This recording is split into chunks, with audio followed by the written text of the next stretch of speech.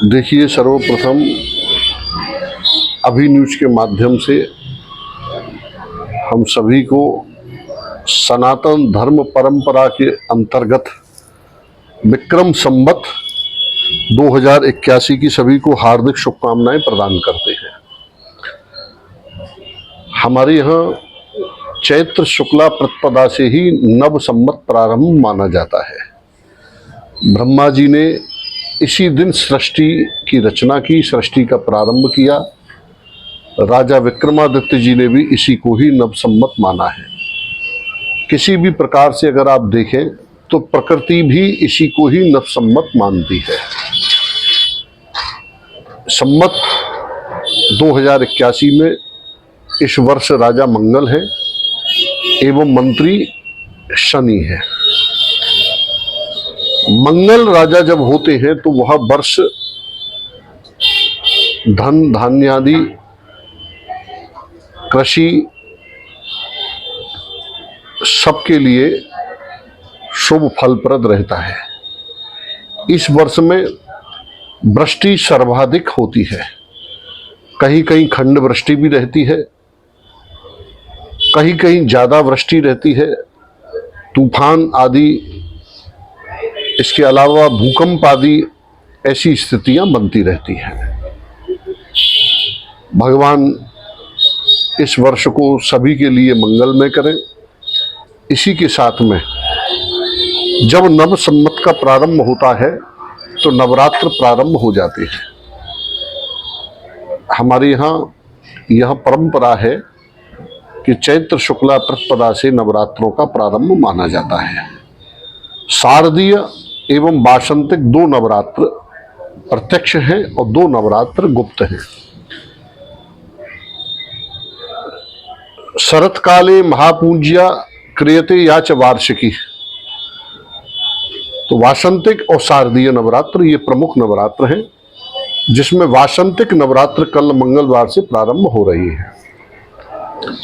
वासंतिक नवरात्र में क्यों प्रारंभ, जिस दिन से नव संवत है उसी दिन से नवरात्र क्यों, इसके आगे पीछे क्यों नहीं?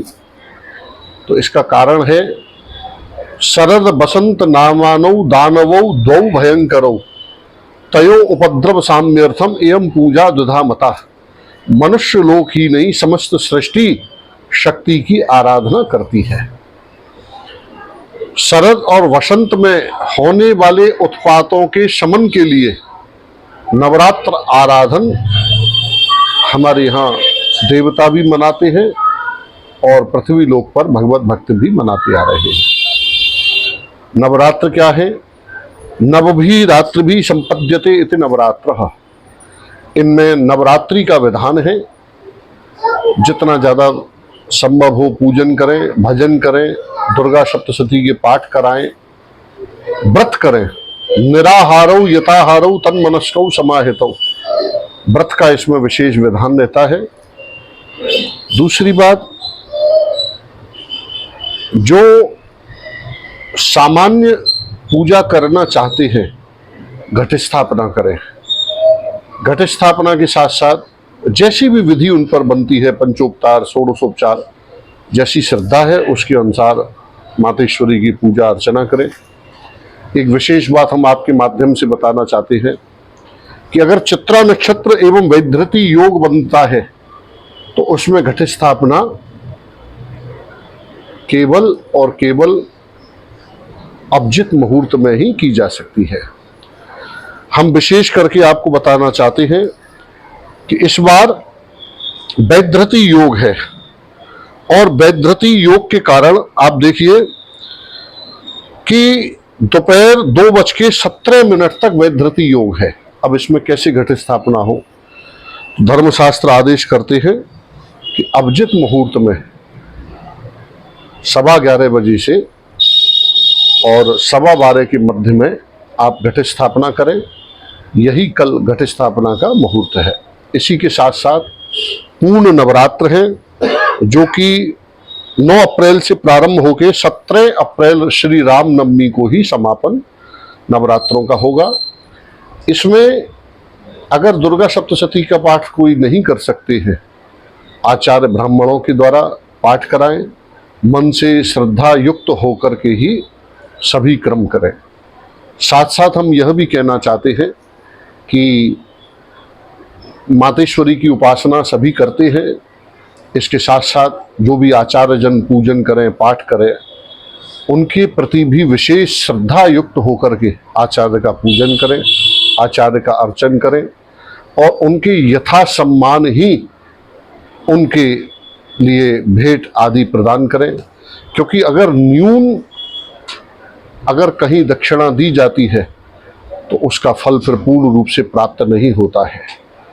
इसलिए विशेष करके आचार्य के चरणों में भी समर्पित भाव रखें और जगदम्बा की उपासना करें। नवार्ण मंत्र का इसमें जप का विशेष विधान है, गायत्री अनुष्ठान का विशेष विधान है और जगदम्बा की प्रीति के लिए जहाँ कुछ समस्या है, कहीं रोग हैं, तो हमारे यहाँ विशेष करके आराधना मार्ग में संपुटित मंत्र हैं, उन मंत्रों का जप करें।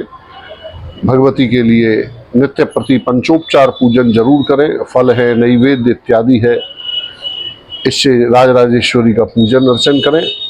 तो जब श्रद्धा युक्त होकर के कोई भी कार्य किया जाता है तो वह कार्य सिद्ध हो जाता है। तो हम पुनः पुनः नववर्ष की आपके माध्यम से हार्दिक शुभकामनाएं प्रदान करते हैं। सभी के लिए ये नववर्ष मंगलमय हो। माँ भगवती पराम्बा सभी के जीवन में आनंद की वृद्धि करें, सुख की वृद्धि करें, आरोग्य की वृद्धि करें।